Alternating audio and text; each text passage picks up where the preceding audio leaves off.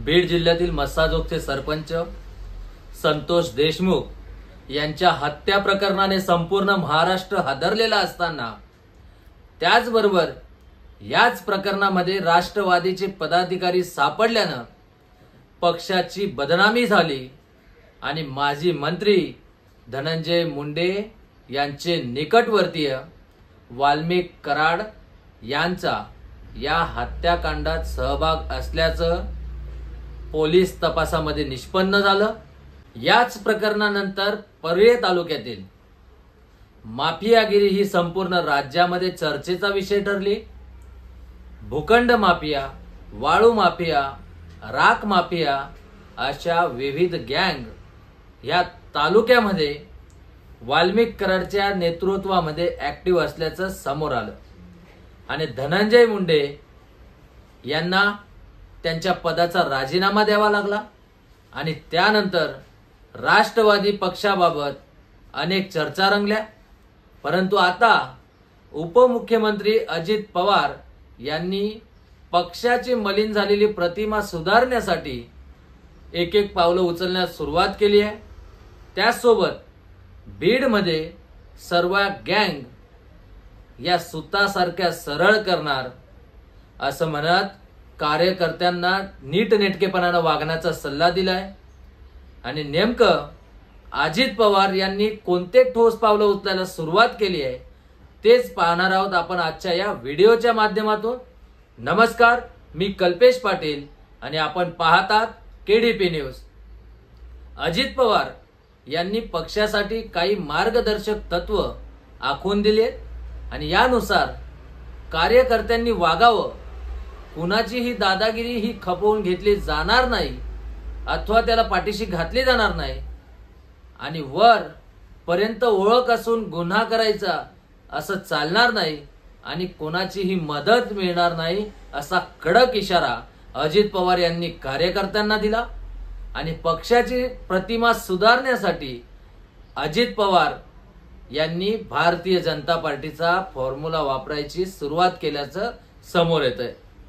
एखाद्या व्यक्तीला पक्षात घेण्यापूर्वी चारित्र्य पडताळणी करणे, दौऱ्यावर गेल्यानंतर आपल्या सोबत कोण असतात याची माहिती घेणं, अशी काळजी आता अजित पवार यांनी घ्यायला सुरुवात केली आहे।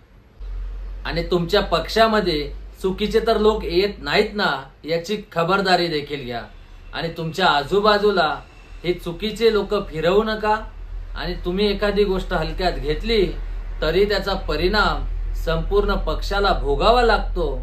याशिवाय अजित पवार यांनी पाया पडण्याची संस्कृती ही बंद करा अशा सूचना देखील कार्यकर्त्यांना दिल्या। आजच्या काळामध्ये पाय धरावा असा कोणीही महान नेता लायकीचा उरलेला नाही। इतकंच नाही तर त्यांनी स्वागताला येताना शाल, हार, पुष्पगुच्छ अशा कोणत्याही गोष्टी आणण्यास मनाई देखील केली आहे आणि जेवढा मोठा हार किंवा जेवढा मोठा पुष्पगुच्छ असेल तेवढी जास्त भीती वाटते।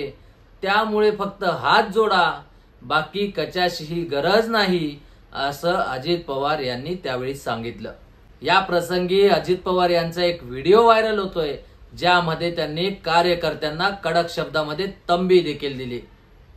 आता अजित पवार यांनी घालून दिलेल्या या मार्गदर्शक तत्वांचा कशा पद्धतीने फायदा होणार आहे, तसेच पक्षाची प्रतिमा सुधारण्यास किती पद्धतीने मदत होणार आणि ज्या कार्यकर्त्यांवरती आधीपासूनच गुन्हे दाखल आहेत ते पक्षापासून लांब तर नाही ना जाणार आणि ज्या कार्यकर्त्यांवरती आधीपासूनच गुन्हे दाखल आहेत ते कार्यकर्ते राष्ट्रवादी पक्षापासून लांब तर नाही ना होणार असे प्रश्न सध्या तरी उपस्थित होत आहेत। आणि तर अशा प्रकारे सध्या अजित पवार यांचा भाजप फॉर्म्युला वापरण्याची जी पद्धत आहे किंवा जी पद्धत सुरू केली आहे याबाबत तुम्हाला काय वाटतं? यासोबतच अजित पवार यांनी जे काही त्यांचे नियम घालून देण्याची सुरुवात केली आहे त्यामुळे खरंच पक्षामध्ये सुधारणा होणार आहे का आणि खरंच चांगलं कार्यकर्ते पक्षामध्ये सामील होतील का, याबाबत तुम्हाला काय वाटतंय हे आम्हाला कमेंट करून नक्की कळवा।